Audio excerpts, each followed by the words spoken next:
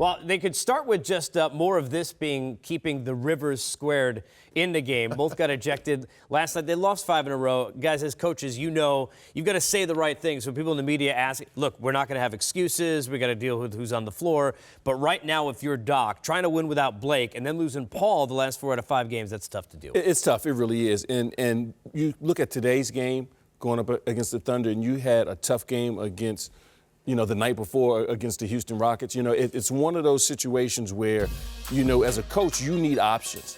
They don't have a lot of options right now, and last night I thought they did a great job at making that game competitive as they possibly could at times, but, you don't have your point guard. Everyone knows he makes, Chris Paul makes that whole engine go. Now you don't have Blake Griffin. J.J. Redick, he's been in and out with injuries. He came back last night. Is he 100% healthy for tonight? So you need those options if you're the Clippers. It's going to be a tough night for them. And a guy like Russell Westbrook is sitting back licking his chops.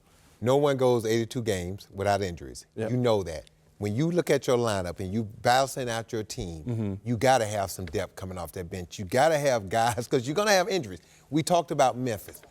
Look at Memphis continue to win when they have guys go out because of injury. Because they have guys that step in those roles, not to score, but to play hard and play their deep, role, right? And play their role. Yeah. And that's the problem when you look at this Clipper team. Do they know their role? When these guys come into the game, because if you're playing for the Clippers, Chris Paul's going to miss some games. Blake Griffin, look at his history. He's going to miss some games. J.J. Redick, this going in. And Ron, I used to say this all the time, Casey. Your third-string point guard. It's important if your starting point guard goes down because now he becomes your backup. And a lot of teams don't invest in that third guy because there are years where your starting point guard and your backup don't get hurt. Right. But when you have your starting point guard go down and that third-string guy becomes the backup, those 14 to 15 minutes are critical when he's on the court. Well, here's the interesting thing, guys, is their depth's supposed to be, Ron, better this year than it's been. Yeah. Felton, who's played well at times. You've got the best 6 man in the game in Crawford, Spates. They're supposed to have more guys to look to. They are, and there's something missing with this group. The chemistry hasn't been there. Which one of those guys play defense, Ron? You just named, Casey.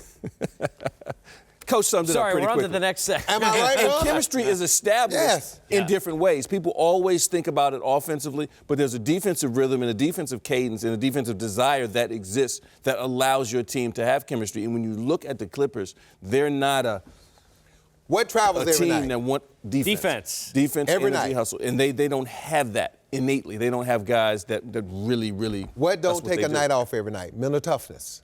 Yep. You have guys that play defense that are mentally tough. Those guys don't take nights off. That's why you can win if you got one of your key players. The NBA is the only sport that one guy makes a huge difference in winning and losing. When I played with Minnesota and we had KG, we throw him the ball, the force shrunk. It opened up passing lanes and driving lanes and to your shots point, for everyone. I'm going to play devil's advocate. One person can make a huge difference. Clippers don't have two. Nope. Blake Griffin, Chris Paul. But look at the guys they replaced them with. All offensive-minded guys. Crawford ain't bad. No, Jamal can. But none of those guys are known for their defense. A defensive guy. And you got to have you can scratch out some games in the 90s.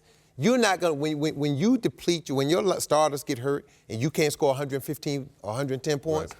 You're going to have to learn how to win some games in the high 80s and low 90s. They can't do that. Where's your Patrick Beverley type for Russell tonight? Yeah. Right? Yeah. Where's that guy? Who's that guy on your team? Raymond Felton. Who's going to come in the game for the Clippers and bring up the defensive intensity coming off the bench? Maybe they can play DeAndre Jordan out at guard tonight. No chance. Clippers and Thunder. We're bringing the Thunder 2016.